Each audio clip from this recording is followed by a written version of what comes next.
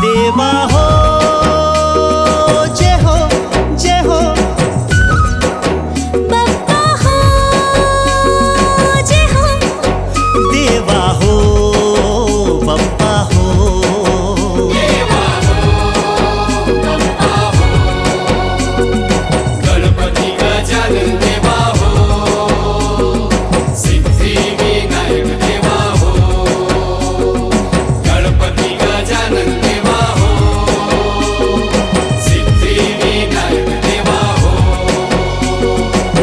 देवा हो देवा,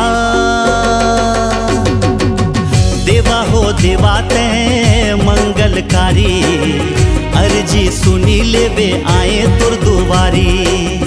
देवा हो देवा ते चार भुजधारी, अर्जी सुनी लेवे आए तोर दुआरे।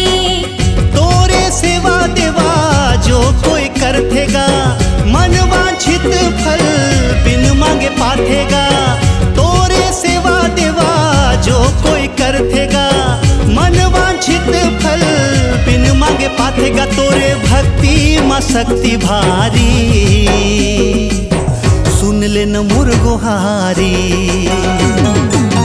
देवा हो देवा ते चार भुजधारी, अर्जी सुनी लेवे आए तोर दुआरे। हे देवा हो देवा ते मंगलकारी, अर्जी सुनी लेवे आए तुर दुआरी।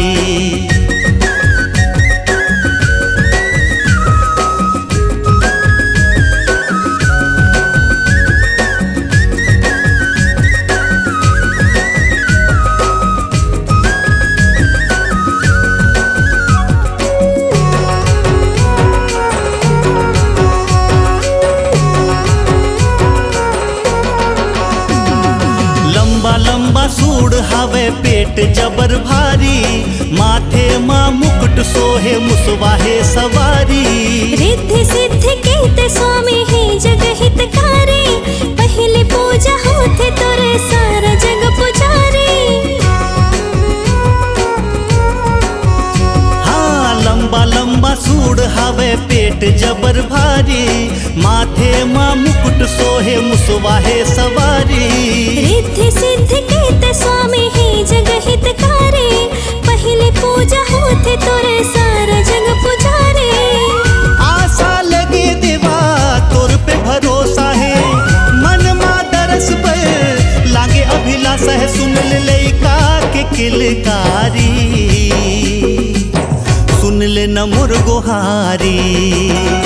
हे देवा हो देवा ते मंगलकारी, अर्जी सुनी लेवे आए तुर दुआरी। देवा हो देवा ते चार भुजधारी, अर्जी सुनी लेवे आए तोर दुआरे।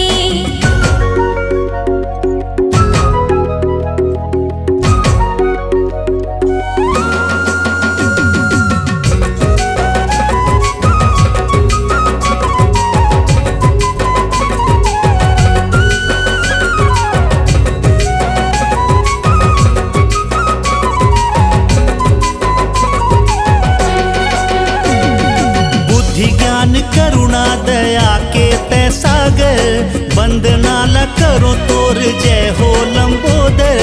एक दंत दयावंत चार भुजाधारी, दुख हरता सुख करता तै ही शुभकारी।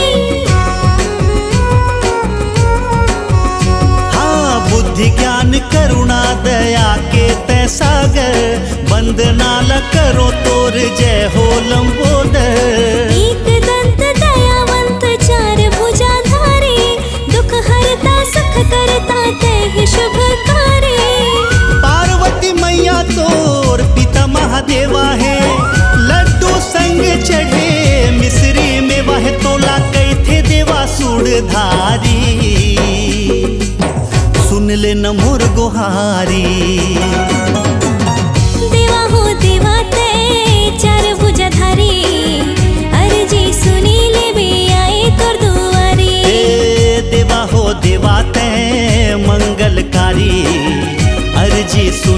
देवे